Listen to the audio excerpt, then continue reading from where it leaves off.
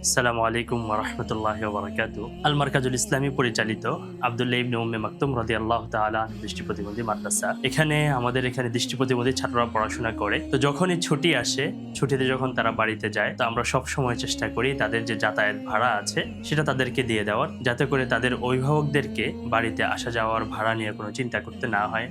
এছাড়া আমরা 10 জন ছাত্রকে প্রতি মাসে 2000 টাকা করে দিয়ে থাকি। সেটাও তারা যখন ছুটিতে যায় সেটা আমরা তাদেরকে দিয়ে থাকি। তো এখন যেহেতু আগামীকাল আমাদের ইলেকশন এবং রমজান উপলক্ষে ছুটি, তাদেরকে যাতায়াত ভাড়া হিসাবে আমি ছাত্রদেরকে তাদের যাতায়াত ভাড়া এবং তাদের যে মাসিক স্টাইফিন আছে সেটা তাদের হাতে তুলে দিচ্ছি।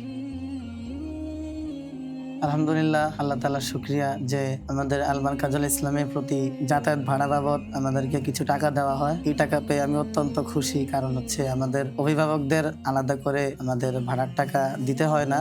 আমরা এই টাকা দিয়ে আমাদের আসা যাওয়ার খরচ হয়ে যায়। আলহামদুলিল্লাহ, আমাদেরকে এখান থেকে প্রতি ছুটির সময় আমাদেরকে যাতায়াত ভাড়া দিয়ে দেওয়া হয়। আজকেও দিছে। এই টাকা দিয়ে আমি বাসায় যাব। আমরা প্রতি মাসে 2000 টাকা করে পাই আমাদের ফ্যামিলিকে সাপোর্ট দেওয়ার জন্য। আল মারকাজুল ইসলামীকে অসংখ্য ধন্যবাদ জানাই আমাদের জন্য পড়াশোনার পাশাপাশি এই যাতায়াত ভাড়ার এই সুযোগটা করে দেওয়ার জন্য।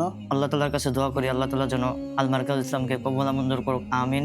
এবং যিনি মাদ্রাসা প্রতিষ্ঠাতা করে গিয়েছেন মুফতি শহীদুল ইসলাম রাহমাতুল্লাহি আলাইহির কবরগুলোকে আল্লাহ তাআলা জান্নাতের বাগান বানিয়ে দাও, আমিন। এই যে দৃষ্টি প্রতিবন্ধী হাফেজ শিক্ষার্থীদের পেছনে এত কার্যক্রম ও মেহনত সম্পূর্ণ আপনাদের দান সদকা দ্বারা পরিচালিত।